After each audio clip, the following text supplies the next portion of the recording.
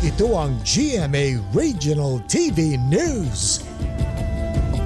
Mainit na balita mula sa Luzon, hatid ng GMA Regional TV. Inararo ng isang dump truck ang ilang bahay sa Siniloan, Laguna. Chris, may casualty ba sa insidente? Rafi, 2 ang patay habang 6 ang sugatan, kabilang na ang driver at pahinante ng dump truck.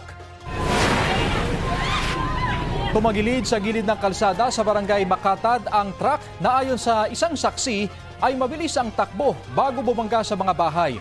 Pagewang-gewang pa raw ito, kaya kumalat ang mga karga nitong graba. Matapos ang insidente, hinuyog ng mga residente ang driver at pahinante ng dump truck. Hawak na sila ngayon ng pulisya. Kwento ng pahinante, nagsabi ang driver sa kanya na hindi gumagana ang preno habang binabagtas nila ang kalsada. Inihahanda na ang reklamong posibleng isampa laban sa driver. Wala siyang pahayag.